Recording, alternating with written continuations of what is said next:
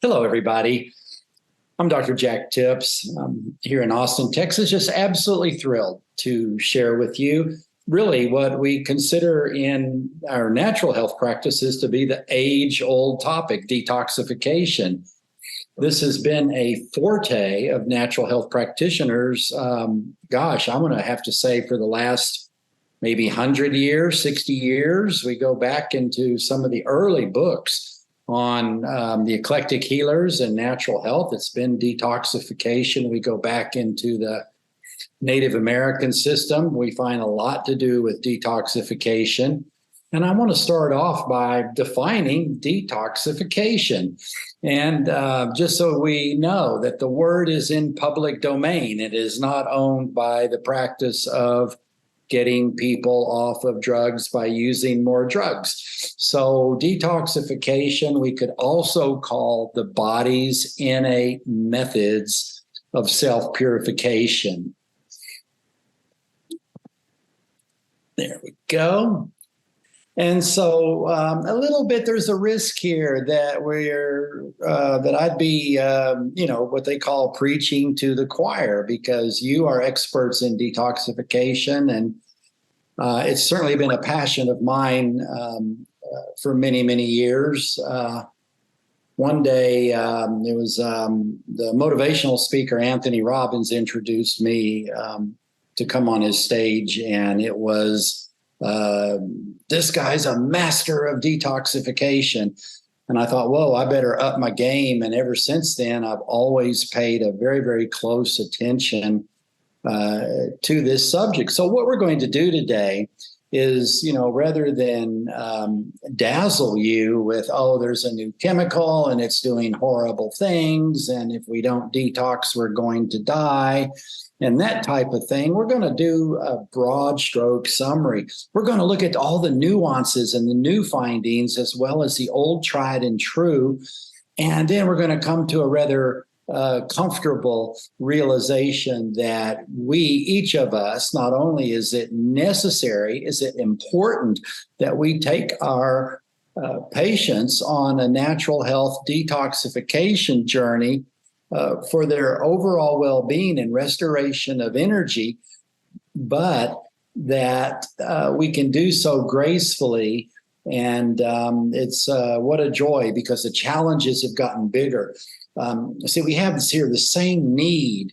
The body has innate detoxification methods. It is parcel of being a human being. There's going to be metabolic waste. The body has to detoxify them. We have to clean our ovens. We have to maintain. Occasionally, some people might want to, it might say they bathe on Saturday night, whether or not they need it. And there's a process in our bodies that's got to do self-purification. We're going to look at those pathways here and learn that there is really nothing better, nothing better than our natural health model and the natural methods of detoxifying. Over the last 50 years, people have gone down many journeys. We still see today people that want to be heavy-handed in detoxing. They force detox on people. They jam them full of, things like, maybe they push glutathione, they push methyl vitamins, or they push cleanses, and they make people sick. And today we get uncomfortable with this making people sick, because these toxins today have the ability, even a predisposition to cross the blood-brain barrier. So the stakes are different. It's the same old model, the same old story. The game has changed. Let's rise to our occasion here. We know that the scientific research validates our natural health model again and again and again. In fact, every time the science goes deeper into the cells, into the organelles, we see nature's checks and balances. We see how nature reconjugates, how nature recycles, how nature sometimes struggles to get rid of some man-made chemicals. And the point today is maybe for the first time in many, many thousands of years, the body is being influenced by things that maybe there's not a precedent in nature to accommodate. Now, think about this: lead, mercury, aluminum, nickel, these things called heavy metals, even too much iron, even too much copper. The heavy metals, they've been around. They're part of the earth.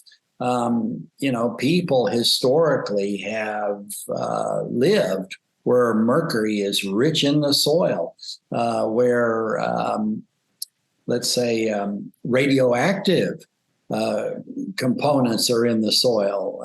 Some of them not so good if you have a basement and radon is coming up, but generally uranium and things like that, as people have walked the earth, they have encountered these things. We know organisms have often encountered the volcanic eruption of, like hydrogen sulfides and things that are very toxic and caustic.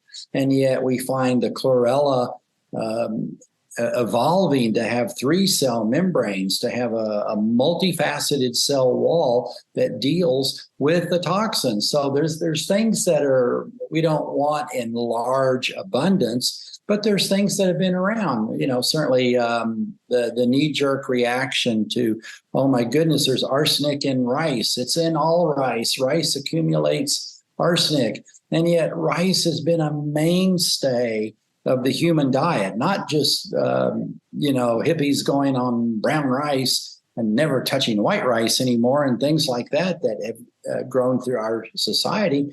People have lived on rice for tens of thousands of years. And so there's an adaptation. There's also that a plant compounded arsenic is likely in the rice. It's bound, and it does not put the body into an accumulated arsenic toxicity. Maybe things are different today as we have new challenges, one of them being electromagnetic radiation that seems to interfere with cell membranes. Yet we've known this information since the get-go, really. Let's say with the 5G and the impact of X-rays and sitting too close to the computer like you and I might be doing right now.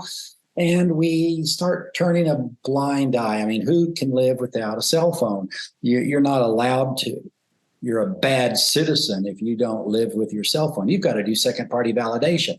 You've got to punch those apps. You can't get your bank account unless you've got the app. And so you've been forced into this, but we have to realize that just because we're not falling over in the streets from holding the cell phone, that there is a toll and that we do need to take detoxification steps, which is not only maybe a cyber holiday, but the impact or the disruption of the cellular metabolic processes, meaning the accumulation of toxins. Periodically, there's a great time set aside that a person cleanses. Nobody wants to feel bad while they cleanse, break out in eczemas and not have any energy, run fevers, maybe push bromine out of their body and really smell bad and things like that. And so we need a smooth running model because we've got to be able for our bodies to take the trash out. And that's just the fact of life. It is a fact of life, and that's what we're here to support. So here we cite some of these new pollutants. There are radioactive compounds now that are man-made. There's proteins that are man-made that are not found in nature. We're also finding various frequencies of radiation that definitely impact DNA. They impact RNA transcriptions. There is a resonance to DNA. I mean, our whole practice of natural medicine has been on the resonance, the bioenergy side, and that a lot of that bioenergy is not just the emanations of the meridians, but it's actual like a Brownian movement. It's the actual resonant pattern of DNA.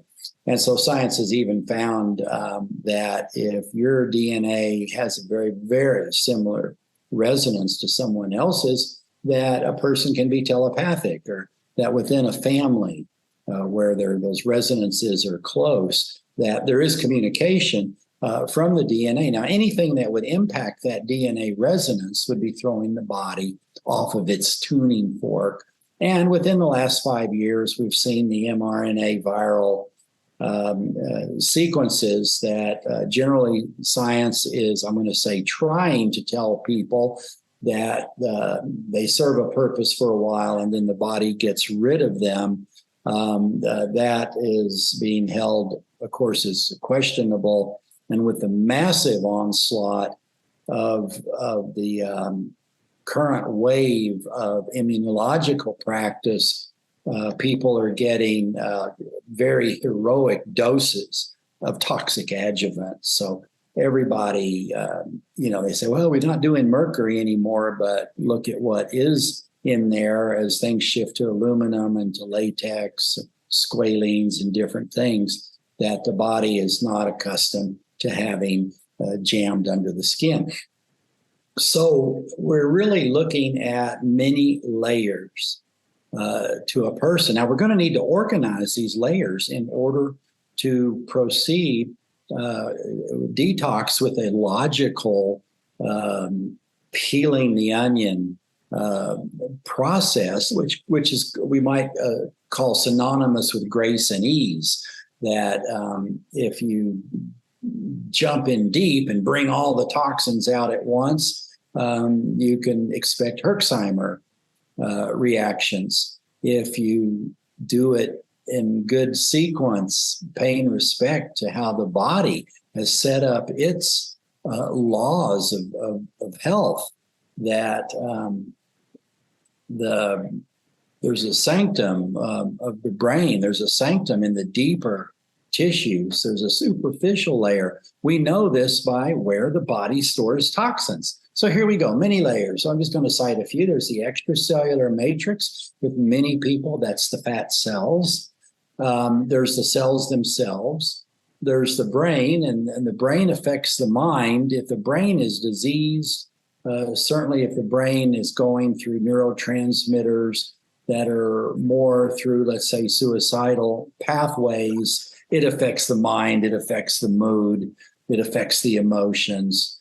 And we have to come back to this concept that the body exercises an innate intelligence. It has design, and we need to understand some of those things in order, the pecking order that the body does in order to implement, to support the body and implement a good detoxification plan.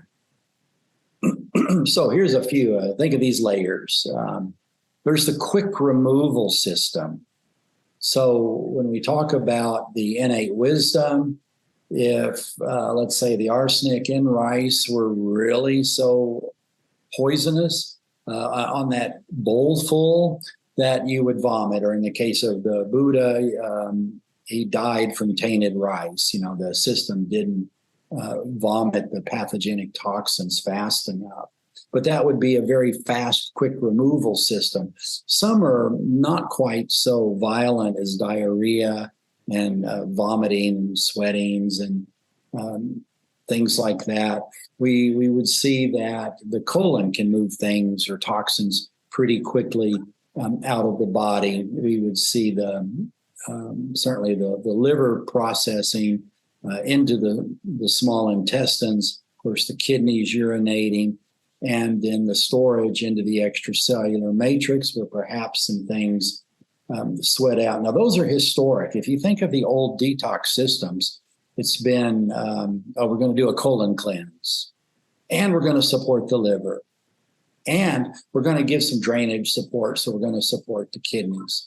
That and as that advanced, things went more toward maybe supporting the lymphatic system, realizing that the lymph is the garbage disposal system and is going to be carrying a lot of the toxins to the liver, to the kidneys, and that there's a transport system that way. So those become the factors. Today, we have to be able to look at the brain. So we're going to be talking about that a bit more because that's a newer challenge. The body came, let's say, pre-built with a blood-brain barrier, and the brain was the sanctum sanctorum, like the same with the cell nucleus, that there were gatekeepers and help to allow them to have their environment.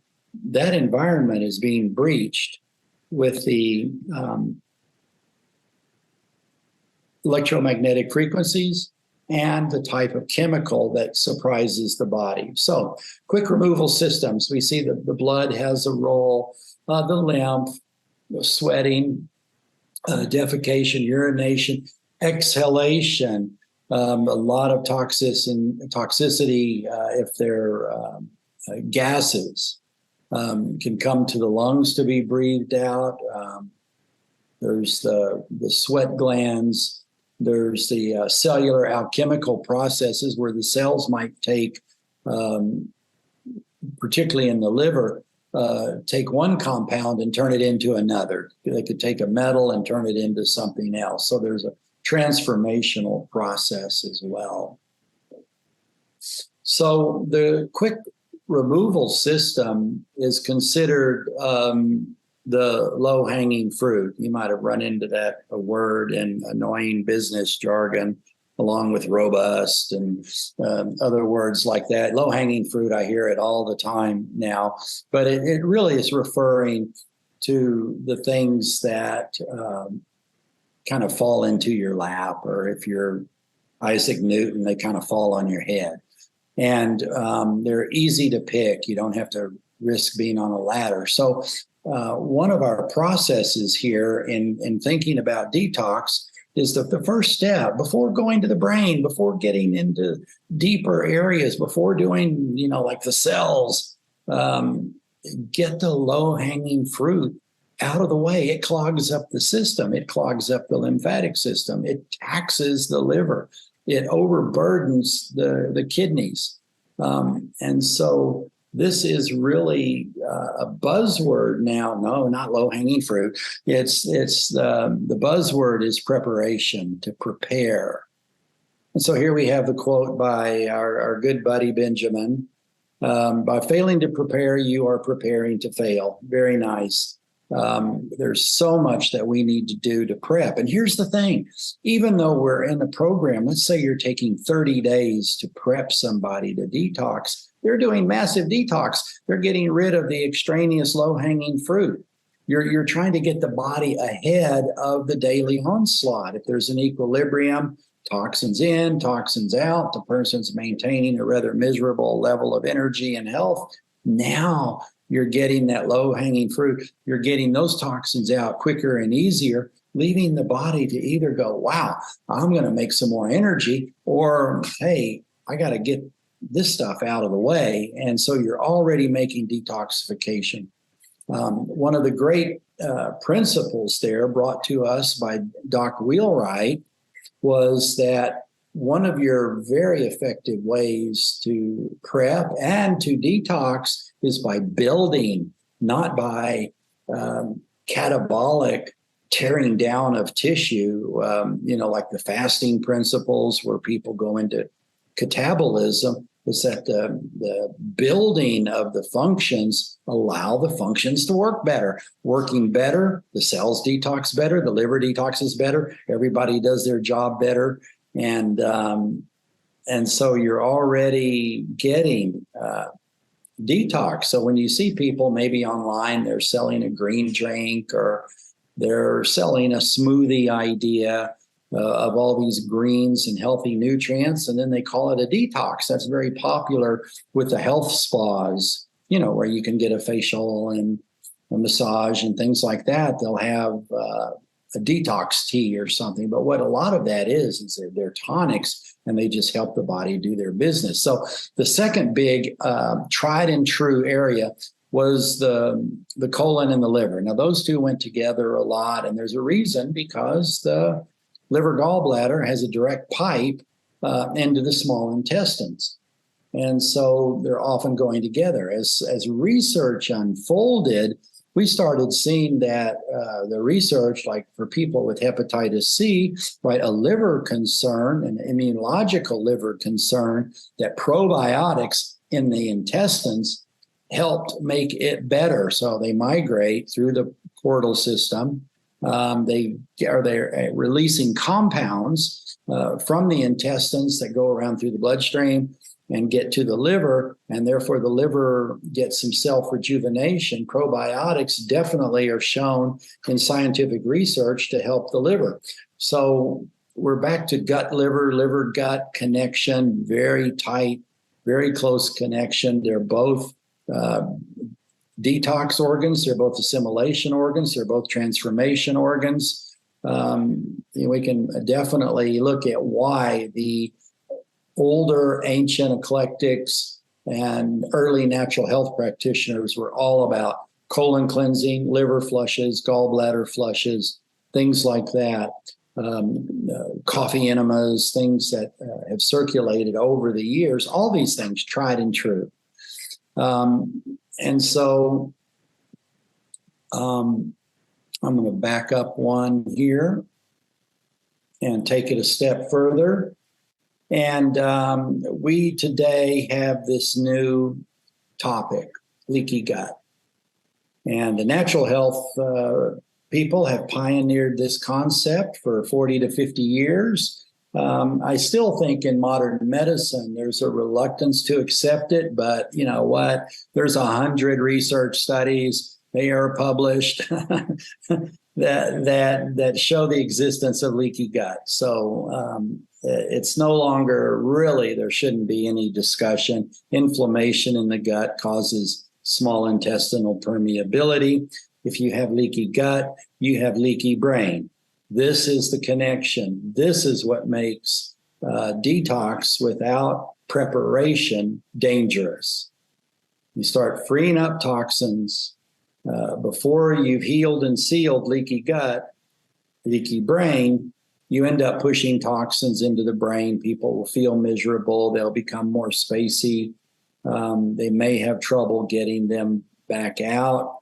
And so here we go. Again, I'm trying to think if there's a talk with in the natural health community that hasn't emphasized the gut microbiome now in the last 5 years. Everything goes back to the gut microbiome. It doesn't matter what they're talking about.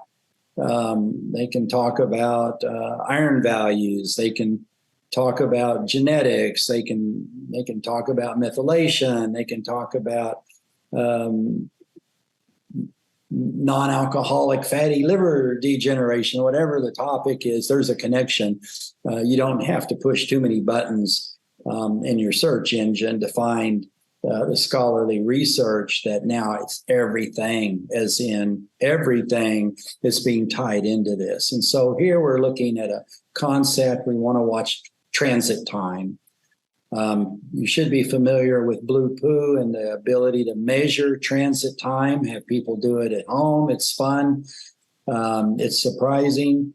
But we know if there's prolonged transit time, that toxins are going to stay in the intestines longer. They're going to have a greater chance of being resorbed. And again, probiotics. They are a detoxifying agent. They are a stabilizing agent. They're only now starting to come in, really come into their own. And so the low-hanging fruit area of the body is called the extracellular matrix, where there's storage depots. These are the fat cells, so we can think of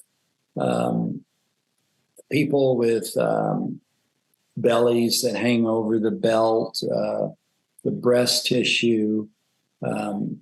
Anywhere there's accumulation of fat cells, there's accumulation of toxins.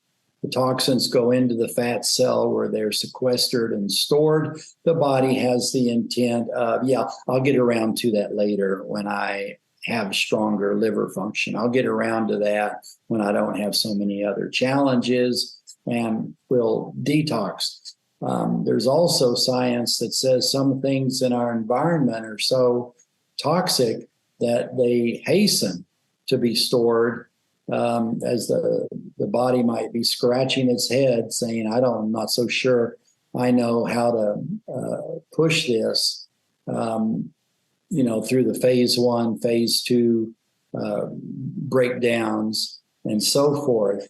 And so we show the weak link here for men being the prostate, and that's not so much because of fat cells as it is because of lack of vigorous circulation that would move things through. An area that's come to the forefront is, we're calling this proximity inflammation. As the adipose cell absorbs and holds the toxin, it becomes inflamed. And it's inflammation sitting off to the side in a fat cell, but those fat cells are sitting right next to a regular functioning cell, maybe with just a little bit of the extracellular matrix in between the protein fibers, the collagens, and so forth that lattice the body together. So there's actually some very good research on this. The problem is silent inflammation, that there's a low level inflammation. Now, inflammation is going to block the cells from being able to detoxify. So we're going to start making sense out of these. I'm looking for a particular slide here that I'm wondering, it'll pop up. But science has located for us that there are areas where the fat cell and the regular tissue cell have major cross communication. So we can't think of, necessarily the fat cell is off by itself holding a toxin, that's okay. No, it's not. Those fat cells are in cross communication with other cells. Inflammation in the fat cell is also a factor that raises the set point of inflammation. We mentioned earlier the blood-brain barrier that is to protect. And one of the early findings of science was the gut-brain connection. So we've heard about that maybe for 10, 12 years, gut-brain connection.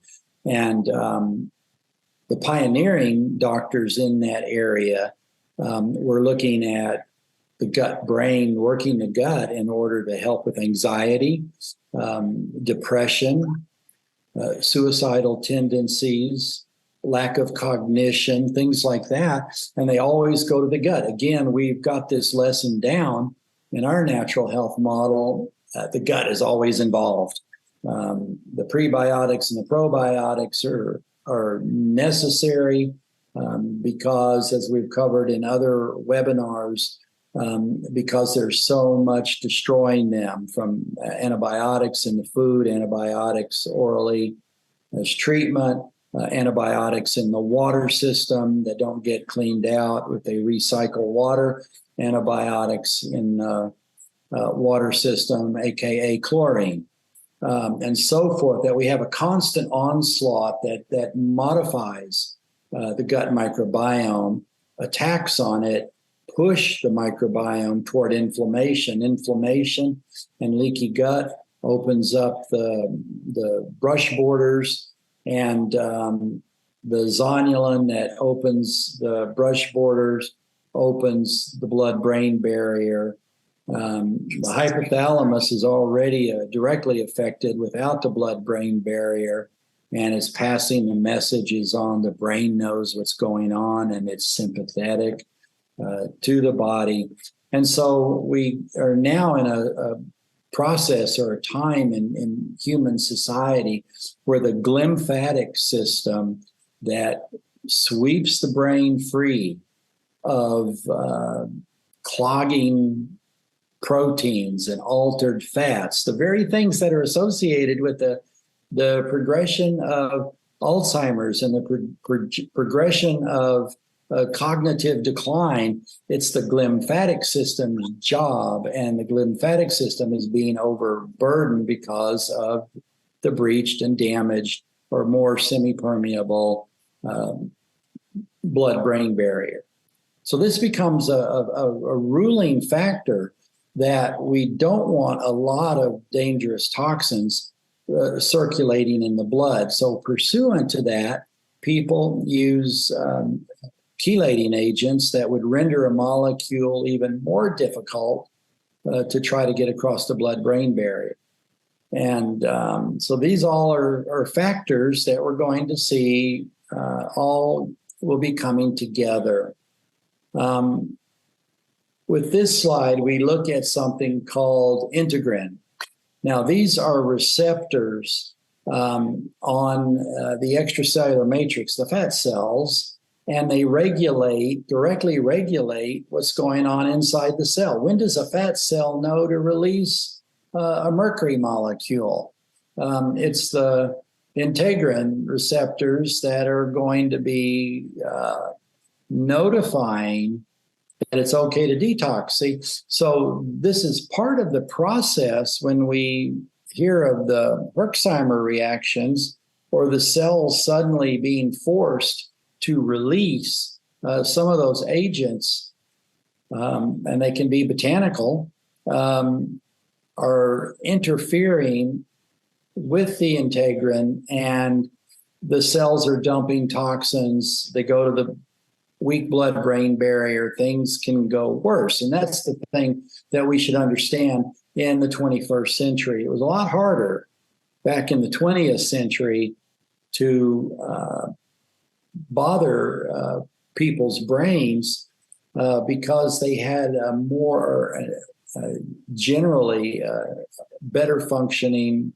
gut-brain connection and better integrity of the gut matrix. So there's been some powerful dysregulatory forces. So these cells, the receptor, integrin receptors, are very sensitive to the external environment. So if a person is in a toxic gas or a polluted environment, you better believe your cells know it. And if your body anticipates that you're going to be fighting an onslaught of increased toxicity, like, you're swimming in the ocean where a certain company has thrown canisters of methyl mercury or whatever as they pollute the oceans, that your body is trying to use every resource to have a fighting chance. The big area of focus is the cell membrane. Now, you have 3 cell membranes in general topics. The plasma membrane is the one that holds the cell together. It's the wall around the fort that's defining the structure of the cell. And it's a very wiggly, undulating, moving, they call it a raft, like a rubber raft that is blumpy and moving, bending and reshaping. And then you have the organelles. Here we just show the Golgi and the endoplasmic reticulum in the middle, and the mitochondria. And then we have the nuclear membrane, and it is basically designed to repel everything and allow the RNA, the mRNA, to go through, and for transcriptive and to make proteins that run the cells. So the cell membrane, when it becomes inflamed, it sequesters the toxins. There's not the transport through the membrane. It becomes less optimally permeable. Things can't get in, things can't get out as well. And if it's sequestering toxins, then there can be problems. Consider the mitochondria, high energy, high free radical generator to make the adenosine triphosphate, the energy. And if it's disturbed now, or there's a toxin involved, the energy processes can go rogue, that mitochondria gets damaged. Modern medicine cites carte blanche that all autoimmune and chronic degenerative disease are mitochondrial diseases. And why would the mitochondria get a disease? It's the lack of antioxidants in the diet, and it's the overabundance of toxins. Basic, simple logic. One does not have to have a crystal ball or $100 billion computer to draw these conclusions, and yet the heads go in the sand, and the science want to deny. But here we go. An unhealthy cell, or because it has free radical producing chemicals and heavy metals, it shows lots of harmful free radicals here being generated. Now, free radicals can cause pathology. The big one to be concerned about is cancer. And that's a free radical pathology. Anything that's damaging, if it damages the endoplasmic reticulum, then there can be muscle and wasting diseases. It damages the mitochondria. Well, that's the start of autoimmune and chronic degenerative diseases. And so, again, when these people talk about the importance of detoxification, of course it is. Here's the ER, and we pay particular attention to the mitochondria and the ER, the endoplasmic reticulum, because they have the innate wisdom to initiate apoptosis. So these are thinking areas in the body that will say, wait a minute, this has gone too far. If I don't self-destruct, then the whole organism could die. Mostly the cancer that's right now one of the top two diseases affecting humanity, with number one, I think, being heart disease, number three being iatrogenic disease. So the big killers of humanity, 1, 2, 3, we're here in the thick of it with detoxification. We need to detoxify what the practice of medicine is doing. That's iatrogenic. We need to detoxify the processes that lead to the free radical pathologies. That gets number two. And we need to detoxify the same free radical processes that gravitate toward heart cardiovascular.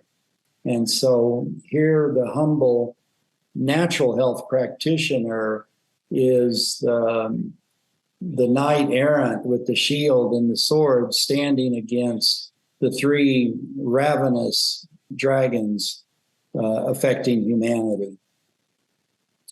So we're looking here at a mitochondrial process here, but the diagram is the cell membrane. And when the cell membrane becomes inflamed, then it's not going to do this phosphorylation process.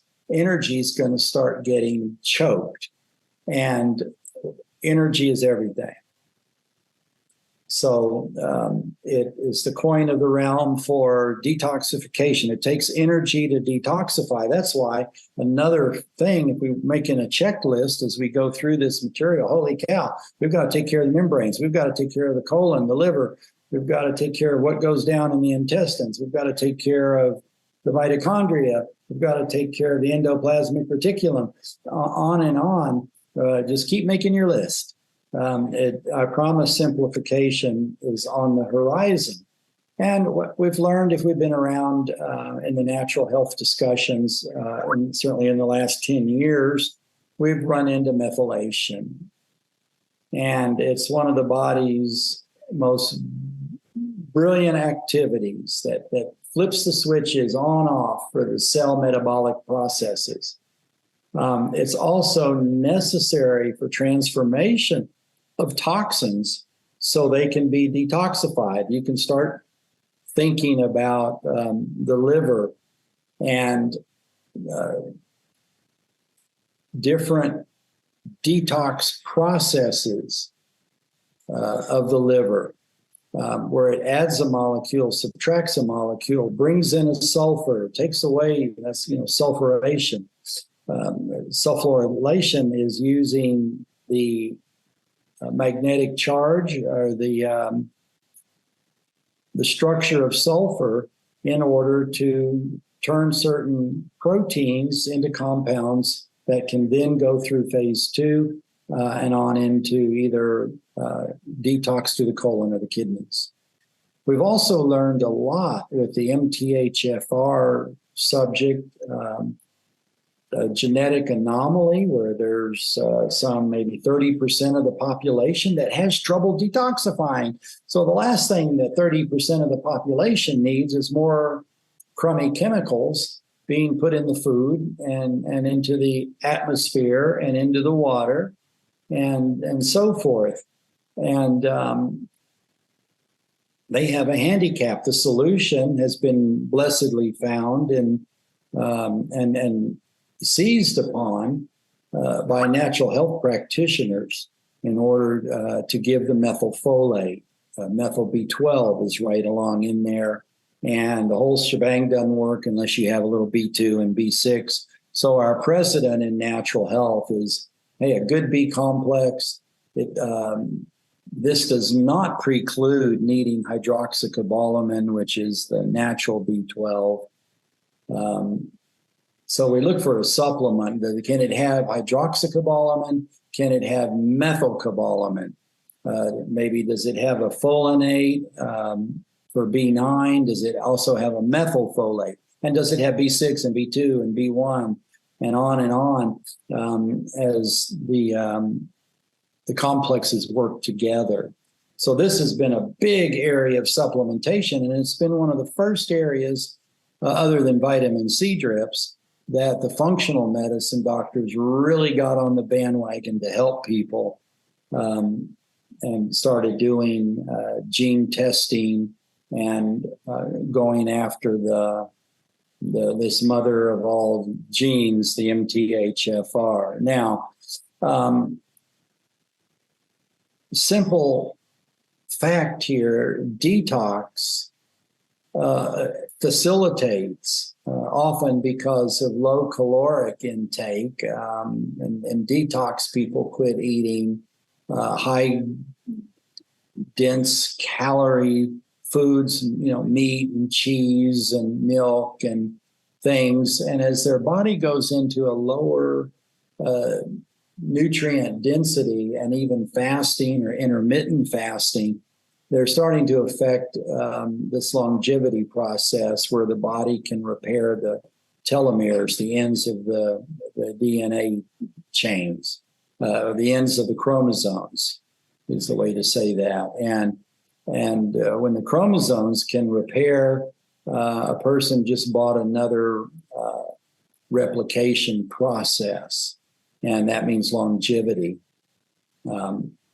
And then other people are suffering diseases because of improper replication of RNA transcription or improper folding of the proteins within the cell. All of this has everything to do, some of it with methylation, others with toxins being in the way and the free radical damage. Let's just go over some rules here that will guide where we're going. One, focus on the source. Okay, here we're just saying take out the trash. The person may have a source in their life of something that is toxic. It might be the margaritas and martinis. It might be the smoking. It might be vaping. It might be eating commercial food with chemicals and pesticides. But the idea at the get-go, focusing on the source of toxins, many people go for air purifiers to cut down on the amount of toxins they take in through the air pollution. They get water purifiers to cut down on the toxins in municipal water. My little hometown here in Texas is considered to have very nice water. It only has 150 poisonous compounds and 6 are known carcinogens. And we're the good guys. So water purifiers, air purifiers, and so forth. We're also going to think on taking out the trash, boosting the lymphatic, getting the methylation processes going. There's a domino within domino that the body needs because it's being stressed. They're really stressed to the max with lifestyle, environment, and things that are inflicted. No matter, it seems like anything that science is doing is harming people. Recently, the flavor saver molecule of Bill Gates that the FDA will allow spraying on organic food turns up to have toxic compounds.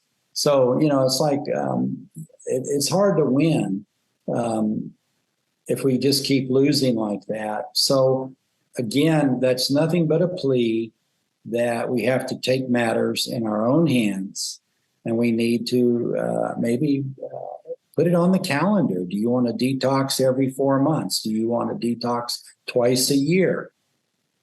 If you're feeling lucky, why not do it once a year? But there needs to be this rotation of rejuvenative health practices in order to counterbalance the massive onslaught of environmental toxicity. Okay, another one we know to put on our checklist is support the liver. And we can cleanse by building. If we build the liver, you could start with desiccated liver. You could start with the B complex family. You could bring in glutathione. You could bring in methyl Bs, just gently supporting, availing the body. Now you have a seesaw. Now you lower the toxic input. You raise the building of the tissue that's one of the prime detoxifiers for the body, the liver. And so you build the detoxification machinery, you lower the toxins, you can see where the seesaw is going to tip. And now the person gently is becoming clear. Further, if we look at the supporting the liver, I wanted to mention we read a lot about phase 1.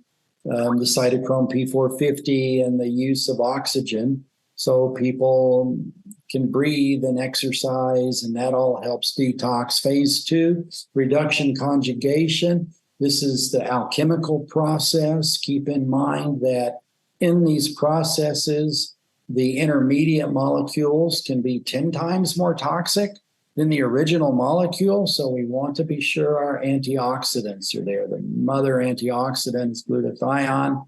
We have a little methylation, and we're going to watch the person. There's no reason to have the Herxheimers and rashings and headaches and things like that, because all that's saying is we're pushing the blood-brain barrier. We want to support the gallbladder. If the gallbladder's gone, then the liver is hardwired to the small intestines and support the kidneys that already have their brunt of toxins to break down. So now we lend a hand, and all of this can be going on a month in advance. From the old days, we learn about drainage, that we want to give the binders, the chelators, whether they're herbal, they're dietary, the drinking of more water, doing the soak bath, having fresh raw vegetable juices, getting rest, meditation, and exercise. All of these things are part of the program of tipping the scale for the body to have a healthier, happy life. I thought I'd share with you the detox bath that Doc Wheelwright was very much a proponent of. He wanted to get a nice hot bath. He wanted to get the frog in the soup pot idea, where you get in, you get comfortable, then you add a little more hot water, and you get comfortable, you add a little more hot water, and keep it comfortable, and jam it up and do a little more, and pretty soon the person will sweat like crazy.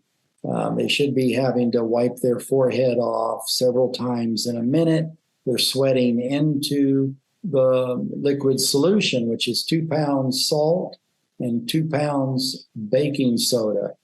That's not very much. Salt's pretty heavy, and baking soda, a little box, is a pound. And you can soak for 30 minutes, keeping the water hot, sweating like crazy, replace electrolytes, drinking water, have some herb tea. And hey, that's not a bad way to detox. Now, this bath is also very helpful if on a detox program somebody says, "Oh, it's really kicking me. I feel weak now." And you go, "Well, you're not that bad, but it is taking a toll on you. Hop in a detox bath. Let's see what tomorrow brings." It'll bring people out of some of that weak feelings. We mentioned earlier we need to support the cell membranes and the methylation and the ATP energy, because that energy and the methyl molecules are so important to detox, and we want to be able to set the stage for DNA repair, which is our longevity. So if the body maintains inflammation, it undermines the detox process. And so I mentioned here resolvins, protectins, and myrisins, which are the omega-3s, derivatives from DHA and EPA, and they are necessary molecules for the immune system to be able to turn off inflammation when it's ready. And you can also use immune modulators. Now, immune modulators can be ginger, turmeric, ashwagandha, shishandra. This comes straight from science. They modulate the immune system. Soil-based organisms and other probiotics are immune modulators.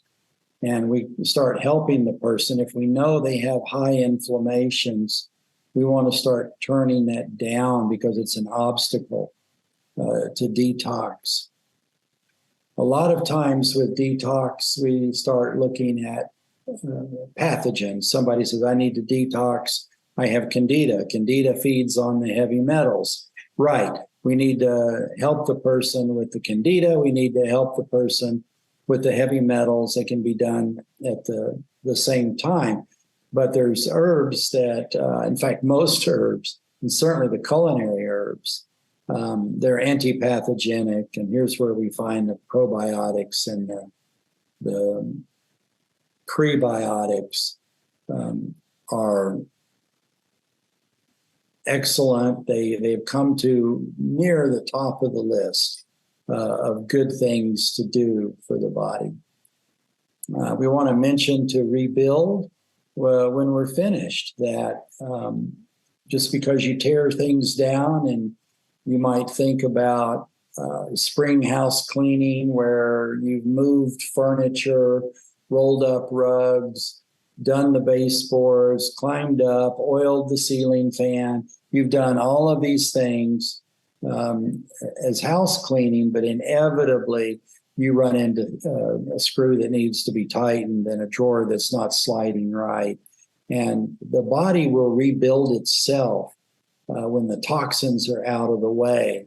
And I cite here the vegetables, the collagens, and the fatty acids that are excellent nutrients to help with the rebuilding process.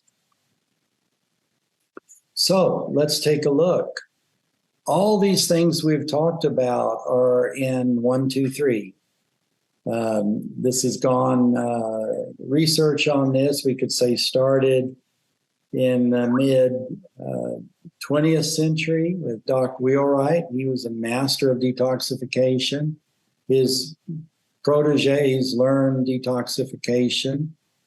The natural health practitioners that have flocked to systemic for their high quality formulas. There have been so many developed that are all about detoxification. Now they're already codified and put into the convenient pack-a-day process where you have the little cellophane and there's multiple pills in each pack. So here we go. Assist the body and the brain. Today we cannot forget about the brain as being not only the master overseer, the command central of the body, but that if the brain has toxins through the blood-brain barrier or from the opening of the blood-brain barrier, opening of the calcium ion channels, the voltage-gated channels in the cell membranes, all you have to do is stick a cell phone to your ear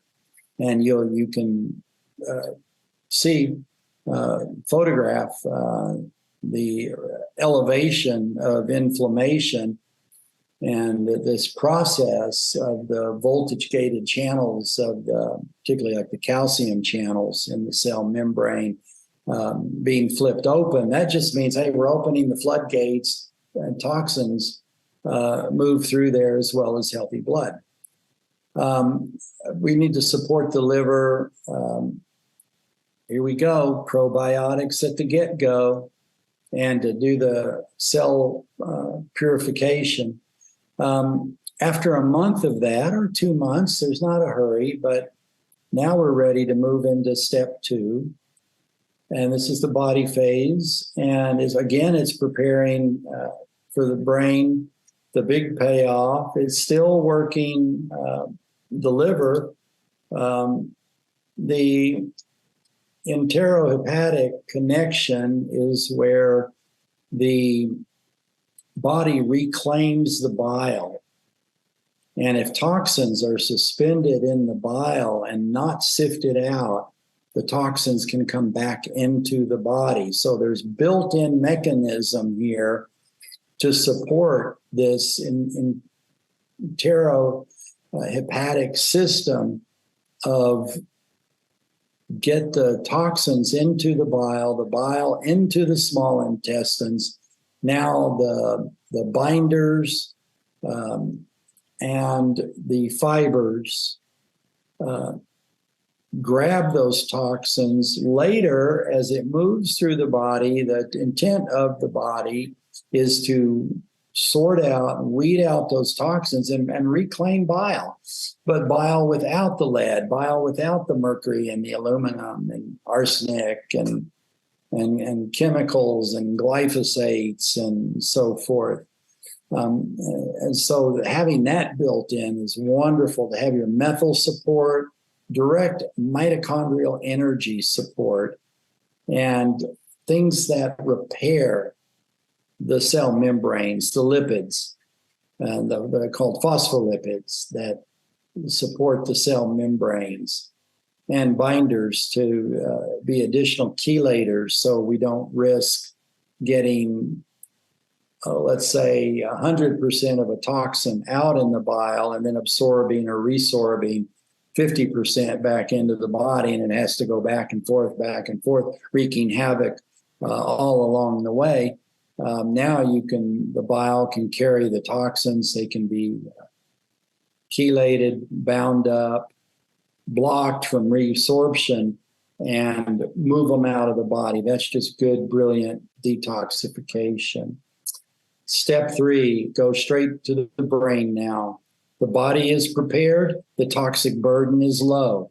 There's not inflammations now being sustained. There's not so much of the chemicals that are running through the bloodstream go to the brain. Here we have the glymphatic support, the self-purification process, the ability for the glymphatic system to sweep the impurities right on out of the brain through the blood-brain barrier into the blood and on out the body. be able to get normal brain and normal cognition, which gives the brain its better regulatory ability over cellular metabolic processes, and the antioxidants that lower inflammation, and also the antioxidants can help initiate repair. So there you go. 1, 2, 3. Detox with all of those considerations, detox for the 21st century. When you take the time as a practitioner, from the systemic website, you can download the spec sheets on those packages. You're going to see a massive list of ingredients. And as you look at the ingredients, alpha lipoic acid and acetylcysteines are in there, the brilliant herbs, all the different phospholipids, the activating B vitamins. You suddenly realize, wow, this is so comprehensive. The drainage is in there.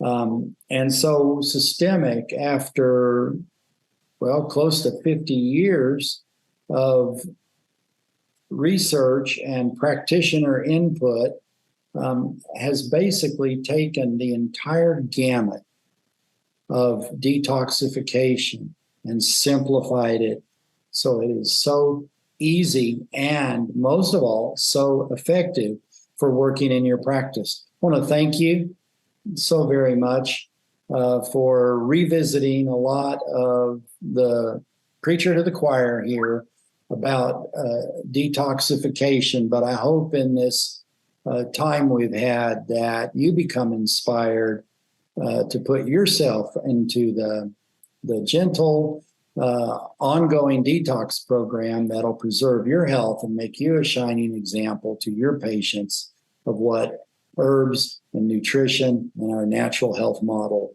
can bring to people. Thank you.